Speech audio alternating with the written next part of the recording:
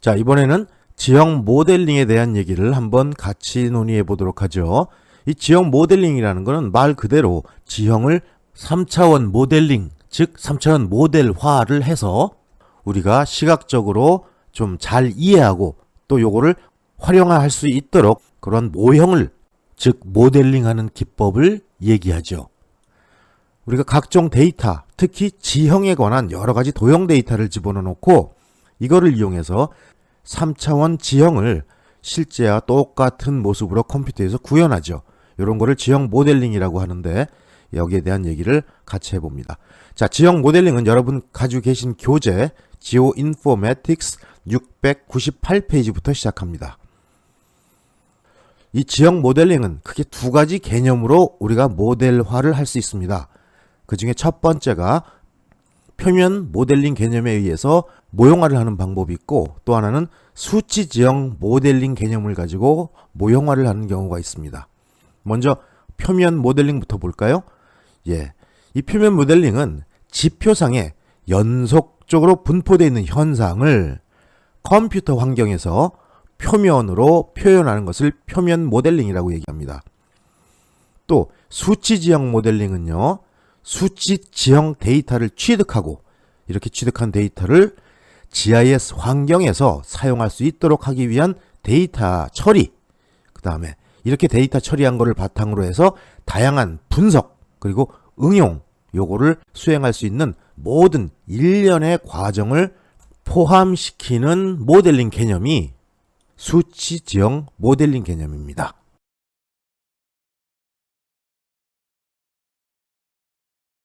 자, 우리 앞에서 이제 지형 모델링에 대한 얘기를 했고요.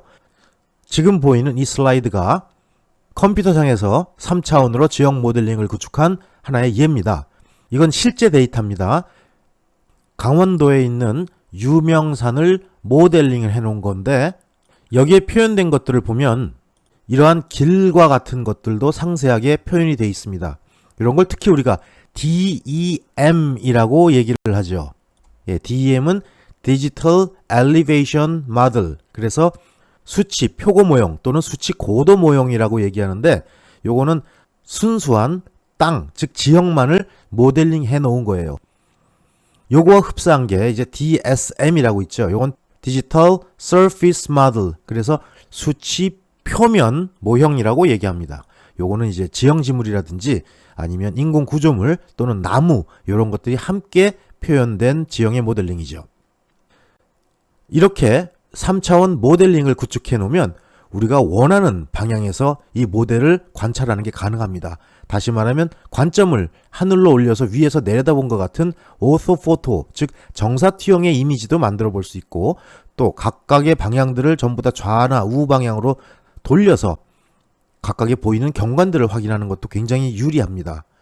지금 이 DEM 같은 경우는 이해를 돕기 위해서 약간의 트릭을 집어넣었는데 이제 그게 이제 컬러를 부여해서 높이를 표현한 거죠. 좀 낮은 지역은 여기 보이는 짙은 파란색으로 표현해놨고, 거기서 점차 녹색 그리고 노란색 그리고 높은 부분은 빨간색으로 이렇게 색깔을 부여해서 각각의 높이들을 우리가 한눈에 보는데 편리하도록 만들어 놓은 이러한 모델링입니다. 이게 바로 지형 모델링의 아주 대표적인 예죠. 자, 그럼 3차원 지형 모델링은 어떻게 만들어내나요? 자, 먼저 DTM이라는 용어가 나옵니다. DTM, Digital Terrain Model. 그래서 수치 지형 모형이라고 표현합니다. 결론적으로 얘기하면 이 DTM은 과거에 쓰던 용어예요. 현재는 DTM이라는 용어를 좀 다르게 사용하고 있어요. 즉, 이 DTM, 지형에 대한 모델링을 했을 때 그 대상에 따라서 우리가 DEM과 DSM으로 구분을 합니다. DEM, Digital Elevation Model. 그래서 수치 표고 모형 또는 수치 고도 모형이라고도 하고요. DSM은 Digital Surface Model. 그래서 수치 표면 모형이라고 합니다. 하늘과 맞닿고 있는 지구의 껍데기를 얘기하는 표현이죠. 과거에 DEM과 DSM의 구분이 없었어요. 그냥 통틀어서 DTM이라고 했었는데 우리가 필요에 의해서 뒤에 자세히 설명하겠지만 DEM과 DSM을 구분하게 됐습니다. 그러자 이 DTM은 그 의미가 없어지게 됐죠. 그래서 현재는 이 DTM을 그냥 버리지는 않고 이 DTM을 DM의 속성을 표현한 값, 이렇게 다시 새롭게 정의를 하게 됐습니다. 이 DM과 DSM, 이 DTM은 굉장히 무척 상당히 중요한 내용이고, 이 GIS에서 지형을 표현하는데 없어서는 안 될 도구가 되고 있습니다. 이 DEM 또는 DTM, DSM을 만들기 위해서는 적절한 수의 XY 좌표와 Z 좌표가 다 필요합니다. 즉 3차원 좌표가 필요하다는 얘기죠.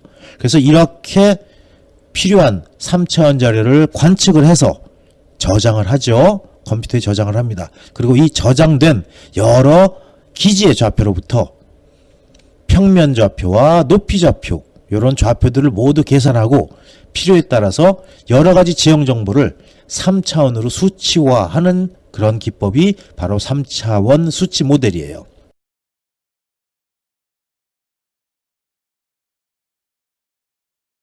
자, 3차원 수치 모델의 종류, 앞서도 얘기했지만 DTM이 원조고요. DEM과 DSM으로 구분이 됐다고 얘기를 했습니다.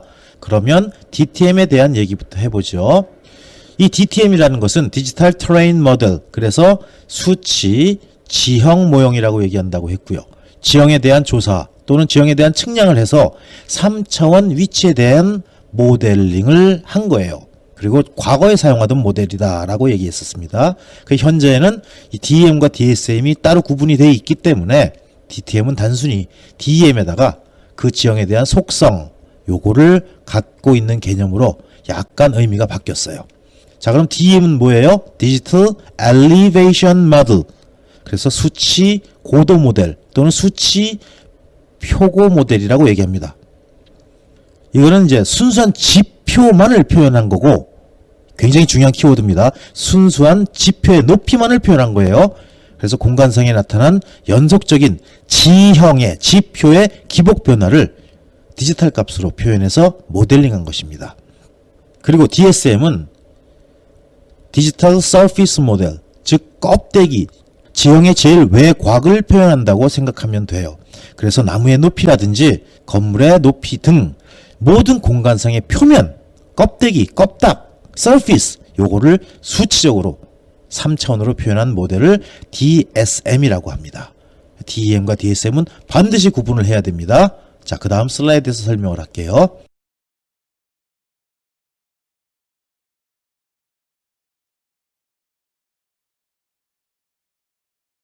자, 이 그림이 DEM과 DSM을 구분하는 그림이에요. 우리가 기존에 수행하던 사진 측량, 특히 항공사진 측량에서 지형을 찍으면요, DSM만 얻어집니다. 무슨 소리예요? 이 부분, 이 나무로 가려졌기 때문에 이 협곡 부분은 위에서 찍은 사진에선 나타나지 않게 되죠. 그거를 정확히 알지 못한 상태에서 만약에 설계를 했다고 가정을 해요. 그리고 이 나무를 제거하고 여기다가 큰 구조물을 올린다고 가정을 합시다. 그랬더니 이런 지형으로 자세히 가서 조사를 하고 측량을 했더니 우리가 생각지도 못했던 이런 큰 구덩이가 있었어요. 근데 이게 물량이 너무너무 커. 그래서 기존에 설계한 거로는 해결이 안 된다. 이럴 때는 어떻게 해요? 설계 변경을 해야죠. 만약에 우리가 설계 단계에서 요 파란색으로 표현된 요거 DEM을 알았더라면 그렇게 설계 변경하는 일은 없어도 될 거예요. 이럴 때 요 빨갛게 표현되는 부분이 DSM, 그리고 요 파란 실선으로 표현된 부분을 우리가 DEM이라고 표현합니다. 조금 더 간단하게 이해하기 쉽게 한번 설명해 볼까요? 자, 우리가 머리가 거의 벗겨져서 없어. 뒤에 잔머리만 조금 남았어. 이런 상태에서 우리가 가발을 맞추러 갑니다. 자, 가발을 맞추러 갔어요. 그럼 일단 머리를 뒤밀고 두 군데 이상에서 사진을 찍어서 머리에 대한 모델링을 해야 돼요. 이럴 때 우리가 가발을 하기 위해서는 남아있는 머리는 최대로 살려야 되겠죠. 남아있는 머리까지 밀어버리고 가발을 만들지는 않습니다. 자, 이럴 때 머리통 그 자체에 대한 모델이 필요합니다. 즉 털 하나 없는, 실오라기 하나 없는 그런 두통의 형상도 우리는 알고 있어야 돼요. 그래야 가발을 구조적으로 맞출 수가 있겠죠. 근데 가발을 씌울 때 우리가 남아있는 머리 다 밀어내고 그냥 씌워버리나요? 아니죠. 남아있는 건 소중하니까요. 예, 최대한 남아있는 걸 살려내고 그 위에 가발을 갖다 올려야 돼요. 그럴 때 완전히 민머리, 털이 하나도 없는 머리를 모델링한 게 DEM. 내가 가지고 있는 소중한 털이 남아있는 그 상태의 모델링을 DSM. 이렇게 표현하면 훨씬 이해하기 쉬울 겁니다. 자, 이 그림은 실제 우리나라 제주도 지역이에요. 제주도 지역에서의 DEM과 DSM을 결정하기 위해서 라이다로 촬영해서 만들어낸 그림입니다. 그럴 때 왼쪽의 DEM은 좀 밋밋해요. 예, 요거는 뭐 가로수라든지 나무 이러한 것들이 표현이 안 돼 있어요. 순수하게 지형의 높이만, 땅의 높이만 표현해 놓은 모델이 바로 DEM입니다. 오른쪽 그림 어때요? 요 길을 따라서 점점점점, 아하, 요거 아마 가로수일 거겠네요. 예, 요렇게. 또는 구조물들, 여기 약간씩 이렇게 보이는 것들 있죠? 이러한 구조물들이 보여요. 여기서 우리가 구분할 수 있는 거 DEM과 DSM을 명확히 구분하여야 한다는 얘기입니다. 자, 그럼 이번에는 이 정보를 추출하는데 수치 모델을 만들기 위해서는 어떤 방법에 의해서 만들어내는지를 한번 살펴보죠. 맨 먼저 지상 측량에 의한 방법이 있습니다. 지상 측량에 의해서 우리가 토탈 스테이션이라든지 또는 GNSS 이러한 기법을 써서 여러 점들의 좌표값, 즉 X, Y, Z 3차원 좌표값을 얻어내죠. 또 우리가 앞서서 그런 얘기를 했었어요. 자동 입력, 수동 입력 방식이라고 얘기했던 기존의 종이 지도로 제작된 내용을 디지타이저나 스캐너를 통해서 컴퓨터에 입력하는 방식이 있죠. 디지타이저 이 자체는 바로 CAD 파일로 넘어온다 그랬고요. 스캐너는 레스터 파일이기 때문에 벡터화를 시켜줘야만 우리가 활용 가능한 벡터 파일로 만들어줄 수 있다 그랬습니다. 즉 CAD 파일로 만들어줄 수 있다 그랬죠. 그래서 벡터라이징하는 기법이 필요하고요. 그 다음에 항공사진을 이용해서 우리가 좌표를 얻어낼 때는 도화기라든지 스캐너, 또 스캐너는 역시 레스터 파일이기 때문에 벡터라이징을 해서 추출을 해내지만 실제로 항공사진을 스캐닝해서 사용하는 경우는 거의 없습니다. 이건 오해하지 마세요. 여러분들의 이해를 돕기 위해서 그려놓은 거지 실제로 항공사진을 스캔해서 거기서 모든 점들을 추출하는 경우는 드물어요. 또 위성영상, 인공위성 영상을 통해서 수치 영상 처리기를 통해 가지고 좌표값들을 뽑아내죠. 또 그 외에 라이다, 라이다는 굉장히 활용이 많은 그런 3차원 측량 방법이라고 앞에서 얘기했죠. 그래서 이 스캐너, 시그널에 대한 모든 값들을 클라우드 포인트라고 얘기했습니다. 3차원 모두 구름점들, 구름처럼 운집해 있는 모든 점들의 3차원 좌표를 뽑아가지고 이러한 모든 자료들을 모아서 어떻게 해요? 높이에 대한 좌표값을 추출합니다. 이 높이에 대한 좌표값은 물론 XY를 기반으로 하는 거예요. 다시 말하면 3차원 좌표를 뽑아낸다는 얘기예요.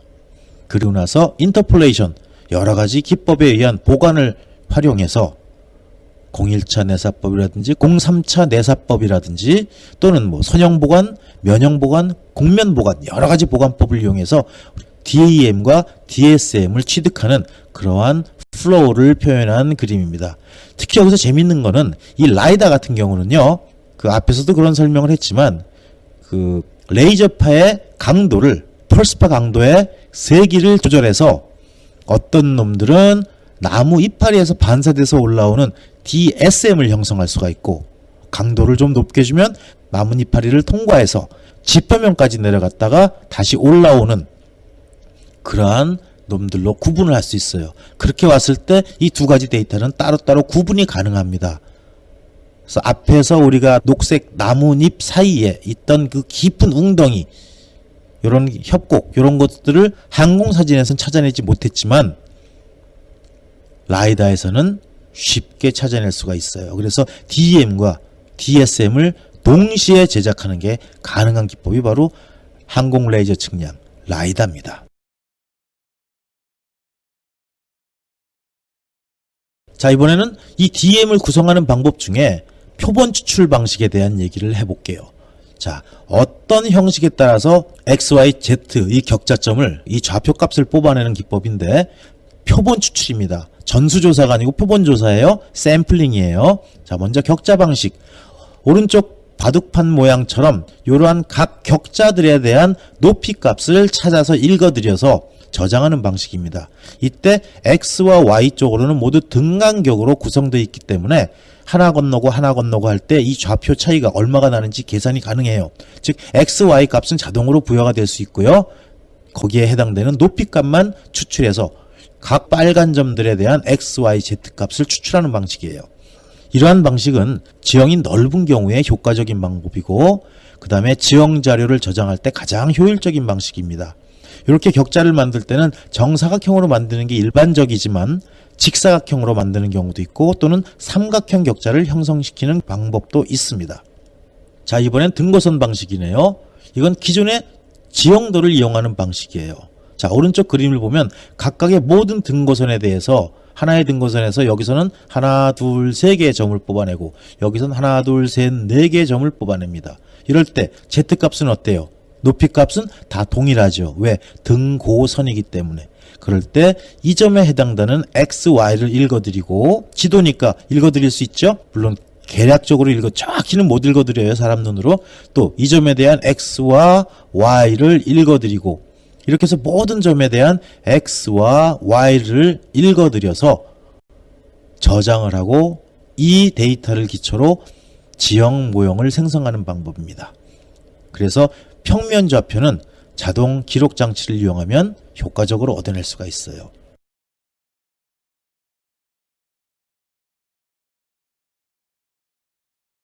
자, 그 다음에 대상 메쉬 방식이에요. 자, 오른쪽 그림과 같이 어떤 도로나 선형 같은 것들이 쭉 연결될 때 중심선을 잡아내고 거기서 직각되는 방향으로 모든 좌표점들을 입력시키는 방법입니다.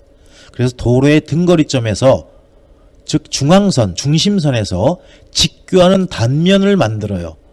이렇게 해서 지형을 근사화시키는 데 사용하는 방식이에요. 단면들이 굴곡이 지어가면서 곡선을 만들 때 유용한 방식입니다. 그 다음에 단면 방식, 역시 오른쪽 그림처럼 각각의 지형에 대해서 탁탁탁탁 단면을 끊었죠. 그래서 지형을 등간격의 단면으로 나누고 각 단면의 지형점을 추출하는 방식입니다. 이러한 방식은 도로를 설계할 때 효과적이에요. 그 다음에 임의 방식이 있습니다. 이건 중요한 점은 모조리 조사하는 방식이에요. 오른쪽에 보이는 것처럼 랜덤하게 뽑아냅니다. 주요점, 산정, 꼭대기죠. 계곡, 요거를 빠뜨리지 않고 지성선을 모두 추출을 해요. 그래서 이 수치 지형 모델로 지형의 기복을 가장 근사적으로 표현하는 것이 가능합니다. 그럼 많은 점을 뽑아낼수록 자료 취득 시간이 많이 소요가 되겠죠.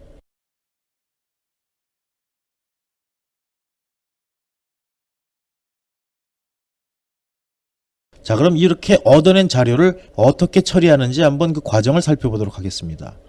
일단 수집된 자료를 모두 검토해야 되겠죠. 그리고 잘못된 게 있다면 자료를 수정하고 보완하고 그래서 편집한 이후에 저장을 합니다. 또 필요에 따라서 또는 이용 목적에 맞도록 자료의 형식과 자료의 좌표를 변환하죠. 그리고 꼭 필요한 점인데 우리가 얻어낸 점이 아니다. 그럼 주변의 인근 점들로부터 계산식이나 여러 가지 기타 방법에 의해서 뽑아냅니다. 필요한 점 위치를 결정하게 되죠. 이런 걸 우리가 보관법, 인터폴레이션이라고 얘기를 합니다. 자, 이 보관법에 대한 얘기를 한번 해보죠. 이번엔 이 지형 보관, 인터폴레이션, 이게 무슨 뜻이에요? 예, 정확히 수학적으로 표현을 했다면 보관법이 맞고요. 그 다음에 어림잡아 눈대중으로 잡아냈던 통박 또는 겐또라고도 합니다. 이 보관법은 구하려고 하는 점, 이 높이값을 주변에 있는 값을 이용해서 그걸 이용해서 보관함수나 기타 여러 가지 방법으로 추정해서 계산하는 것을 보관이라고 해요. 그래서 전체적인 보관이 있고 격자 요소별 보관이 있고 점 보관이 있습니다. 이 전체적 보관은 모든 기준점을 하나의 연속함수로 표현하는 방법이에요. 그 다음에 격자 요소별 보관은 대상 지역 전체를 작은 부분이나 한 구획으로 분할해서 각각의 작은 부분마다 따로따로 각각의 함수식으로 표현하는 그런 보관법을 얘기합니다. 점 보관법은 모든 보관점마다 각각 독립적으로 보관하는 기법을 얘기해요.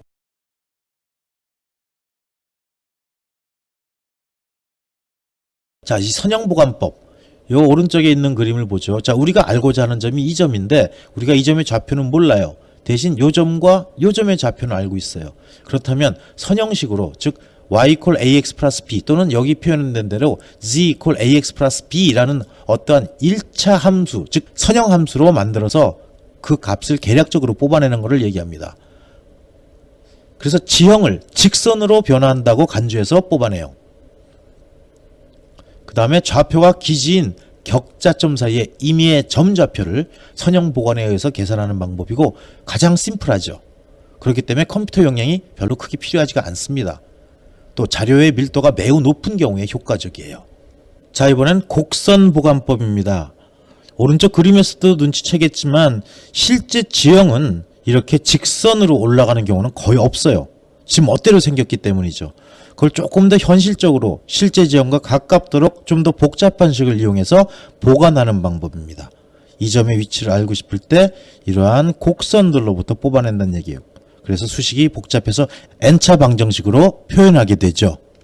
자, 이러한 곡선 보관법은 단면별로 수직된 점을 이용해서 모든 점들을 통해서 지형 변화에 상당하는 곡선식을 구해냅니다. 그리고 나서 보관하는 방법이에요.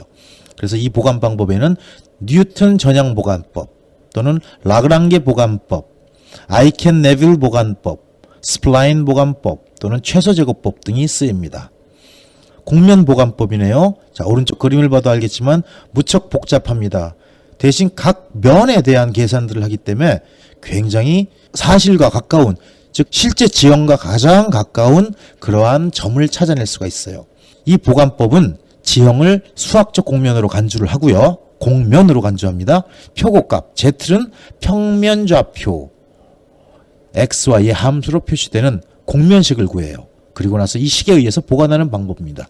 그래서 실제에 가장 가깝게 우리가 지형을 표현하는 방법이고 이렇게 가장 가깝게 하려다 보니까 계산기 즉 컴퓨터의 용량과 처리 시간이 많이 소요가 되는 그런 보관법이에요.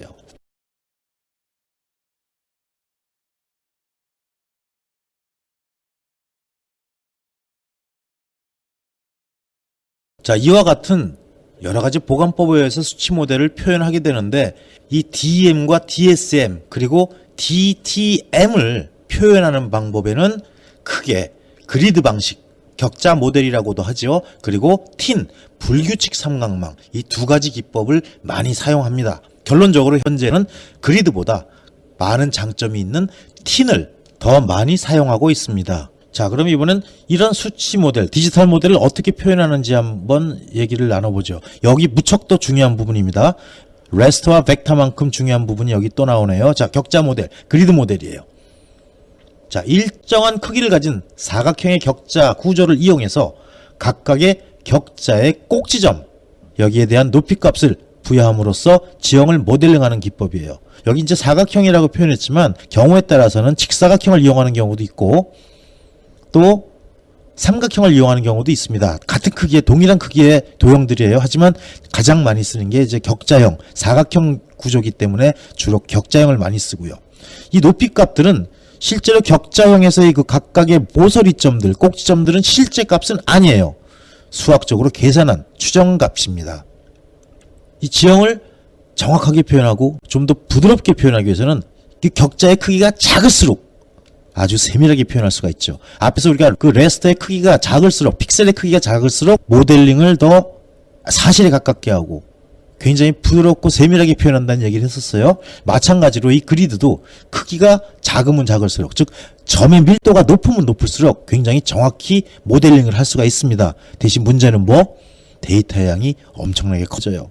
격자의 크기를 반으로 줄이면 데이터의 양은 4배로 늘어납니다. 그래서 할 수 없이 어느 정도까지의 격자를 우리가 감수하고 들어갈 수밖에 없어요. 그런데 이렇게 격자형을 사용하다 보니까 여러 가지 문제가 생겨요. 여러 가지 아쉬운 부분이 있습니다. 뭐예요? 경사가 심한 데는 툭툭툭툭 끊어져서 보인다는 얘기죠. 요걸 좀 더 작게 만들면 좋겠는데 너무 작게 만들면 자세하게는 표현되는데 데이터 크기가 엄청나게 커진다 그랬죠. 그래서 뭐 더 좋은 방법이 없을까 하다가 나온 게 이 불규칙 삼각망이에요. TIN, Triangulated Irregular Network, 즉 불규칙 삼각망입니다. 이건 어떤 내용이에요? 현재 가장 많이 사용되는 3차원 지형 표현 방법이에요. 이 표본점들의 정점으로 이루어진 삼각형 형태예요. 그래서 자료점들을 지형의 특성에 따라서 모델링하는 기법입니다. 이 불규칙 삼각망이 형성되고 나면 이를 이용해서 다시 그리드 DEM도 만들 수 있고 등고선도 만들 수 있고 여러 가지 우리가 원하는 대로 효과적인 새로운 기법으로 추출하는 것이 가능해요. 기복이 변화가 적은 지역에서는 이 절점수가 적게 되기 때문에 자료량을 줄일 수 있고요. 경사와 기복이 심한 데서는 더 삼각형의 크기를 줄임으로써 절점의 수를 증가시켜서 세밀하게 지형을 표현할 수가 있어요.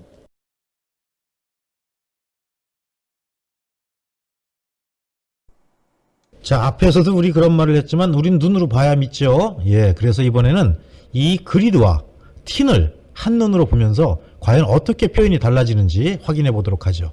자, 먼저 이 그림은 실제 항공 사진입니다. 그리고 골프장을 찍은 사진이에요. 자, 그리고 이 그림은 이 골프장의 수치 지도입니다. 자, 우리가 위에 사진에서 이쪽 부분이 경사가 심한지 급한지 알기가 힘들어요. 하지만 오히려 지도에서는 아하, 등고선이 엄청 몰려있죠. 그 얘기는 뭐예요? 아하, 이 부분이 급경사 지역이구나 하는 걸 알 수 있습니다. 때로는 지도는 그 사진에서 판독하기 어려운 부분들을 보충 설명해 주는데 좋은 자료가 되기도 하고, 또 반대로 지도에서는 얻어내기 어려운 정보들, 어떤 질감이나 어떤 여러 가지 특성을 우리가 사진을 통해서 더 쉽게 또 판단할 수도 있어요. 자, 이것이 이제 그리드고 이것이 틴입니다. 자, 먼저 위에서 내려다본 그림이죠. 이렇게 위에서 내려다봤을 때는 그리드는 마치 바둑판 같은 모양이고요.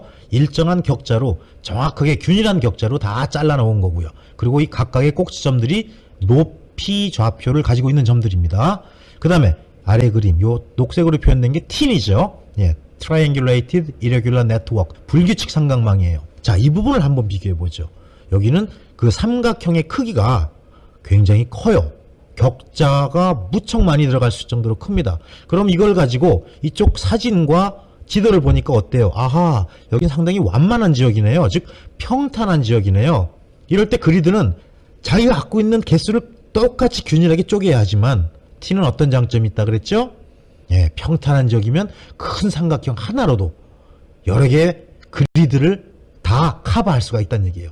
반대로 이번에 이쪽을 한번 보죠. 자, 이쪽을 보니까 여기는 삼각형이 굉장히 작습니다. 이게 아까 우리 사진에서 나타날 수 없었던, 즉 급경사 지역을 지형도에서 판단한 그런 부분이에요. 하지만 이쪽 그리드는 어때요? 예, 자기가 갖고 있는 고유의 그리드 크기보다 더 작게는 표현을 못해요. 그 말은 뭐예요? 세밀하게 표현할 수가 없다는 얘기입니다. 그리드의 간격과 크기가 정해지면 무조건 그 크기까지로 작건 크건 고기를 기본으로 해서 만들어내야 돼요. 다시 반대로 뒤집으면 무슨 말이에요? T는 평탄한 지역에서는 삼각형의 크기를 크게 해서 데이터의 양을 줄일 수가 있고, 또 아주 급경사나 경사가 심한 지역에서는 데이터의 양은 늘리겠지만 삼각형을 무지하게 작게 만들어서 보다 세밀한 지형 표현이 가능하다는 얘기죠. 그러면 자, 이 영상은 각각의 아까 모델링해 놓은 그리드와 틴을 우리 눈에 좀 더 식별이 쉽게 될 수 있도록 제가 렌더링을 해 놓은 거예요. 그래서 이 부분을 한번 비교해 보죠. 예, 여기서 이 불규칙 삼각망은 굉장히 조밀조밀하게 표현을 한 데 반해서 이쪽은 뭉뚱그려져서 표현이 되죠. 또 이쪽 언덕 부분도 툭 튀어나온 것들이 틴에서는 명확히 표현이 됐는데 그리드는 좀 뻑뻑해 보입니다. 자, 이거를 이제 버드 아이, 즉 45도 아이소 뷰로 보았을 때는 어떤 모습일까요? 이렇게 표현이 됩니다. 오히려 이거는 그 불규칙 삼각망은 너무 삼각형이 여러 개가 표현이 돼서 좀 잘 안 보이지만 오히려 이게 그리드는 지형의 경사를 보기는 편해요. 하지만 이것도 렌더링을 해서 더 면밀하게 볼 때, 자, 이 부분을 한번 볼까요? 어때요? 그리드는 딱딱딱딱 격자가 툭툭툭툭 끊어지는 게 보이죠. 하지만 이 불규칙 삼각망은 굉장히 작은 삼각형으로 아주 세밀하게 모델링을 하는 게 가능하다는 얘기입니다. 우리 한번 가정을 해볼까요? 완전히 평평한 100m 바이 100m의 땅이 있습니다. 뭐 축구장이라고 가정해도 좋고 완전한 평평한 땅이에요. 여기를 그리드와 틴을 만들었을 때 어떨까요? 그리드는 일정한 간격으로 잘라야 돼요. 1m 간격으로 잘랐다고 가정을 해볼까요? 그럼 가로가 101개, 세로가 101개, 그쵸? 라인이 만들어질 겁니다. 그리고 이 101개하고 101개가 만나는 각각의 격자점들에 대해서 높이값을 가지고 간다 그랬어요. 예, 그럼 모두 몇 개의 격자가 필요해요? 1201개의 격자가 필요합니다. 왜? 101 곱하기 101의 라인이 만나서 격자를 만들었으니까. 그쵸? 하지만 T는 어떨까요? T는 커다란 삼각형 2개면 모델링이 끝납니다. 완전히 평평한 평면이라면 이렇게 데이터 양을 확 줄일 수가 있어요. 그래서 현재는 그리드의 단점을 보완해서 나온 이 틴을 훨씬 더 많이 이용하고 있는 추세입니다.